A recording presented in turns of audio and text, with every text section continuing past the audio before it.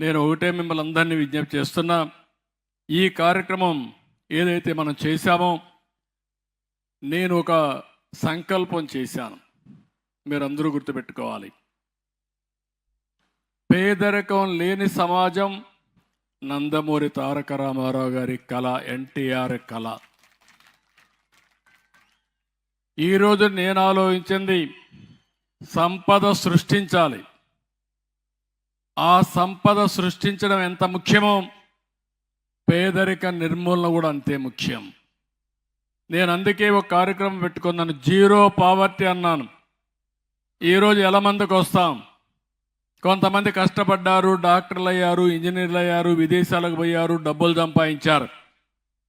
కొంతమంది ఇలాంటి అభాగ్యులు ఉన్నారు, ఇప్పటికి కూడా పేదరికంలో ఉన్నారు, ఇల్లు లేకుండా ఉన్నారు, పూట గడవని పరిస్థితుంది, కష్టాల్లో ఉన్నారు. అందుకే అలాంటి వారికి మనందరం అండగా ఉండడం మన బాధ్యత.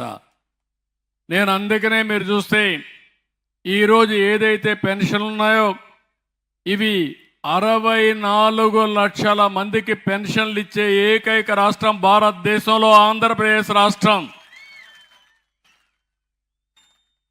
ఎన్టీ రామారావు గారు ప్రారంభించిన స్కీమ్ ఇది. ఆ రోజుల్లో 35 రూపాయలు.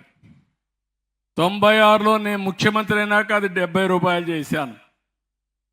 మళ్ళీ అది 200 రూపాయలు అయ్యింది. 200 రూపాయలు 2014 నుంచి 1000 రూపాయలు చేశాను, 2000 రూపాయలు చేశాను. అంటే 200 నుంచి 2000 రూపాయలు చేశానంటే 10 రెట్లు పెంచిన ఏకైక ప్రభుత్వం తెలుగుదేశం ప్రభుత్వం. అక్కడి నుంచి ముక్కుతూ మూలుగుతూ సంవత్సరం 250 రూపాయలు ఇచ్చేవారు. ఏదో వీళ్ళంతా పెద్ద ఇది చేసినట్టు. నేను వచ్చిన తర్వాత ఒక మాట చెప్పాను, ఏప్రిల్ నుంచే పింఛన్ ఇస్తానని చెప్పాను. రెండో మాట చెప్పాను, వాలంటీర్లు ఉంటేనే ఇస్తారని కావాలని మొరాయించారు. ఒక్క రోజులో పింఛన్ ఇస్తాను, నాకు అధికారం వస్తానని చెప్పి ఒక్క రోజులో పింఛన్ ఇచ్చిన ఘనత తెలుగుదేశం ప్రభుత్వాన్ని, ఎన్డీఏ ప్రభుత్వం. ఈరోజు మీరు పింఛన్ ఇచ్చాం, నేను ఆన్లైన్లో చూసుకుంటున్నాను ఎన్ని ఇచ్చారని. ఇప్పటి వరకు 94-95% ఇచ్చేశారు. ఈరోజు 4000 రూపాయలు ఒకటేసారి పెంచాను.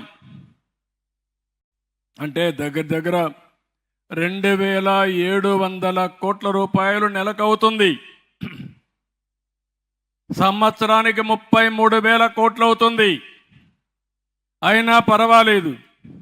ఈరోజు ఈ నెలగన్ను చూశారు, ఒక వితంతు పెన్షన్, ఒక వృద్ధాప్య పెన్షన్, ఇంకో పక్క వితంతు పెన్షన్, ఇంకో పక్క వృద్ధాప్య పెన్షన్.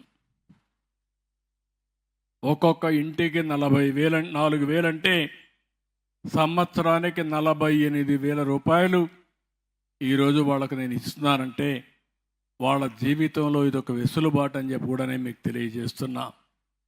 ఇప్పుడే ఆడబిడ్డ మాట్లాడుతున్న అతంటూ, మీరు ఈ 4,000 రూపాయలు ఇచ్చారు కాబట్టి నా కూతుర్ని కూలికి పంపకుండా స్కూలుకు పంపిస్తున్నాను, మీరు ఇవ్వకపోతే మళ్ళా కూలికి పంపించే పరిస్థితి వచ్చేదేమని బాధపడింది.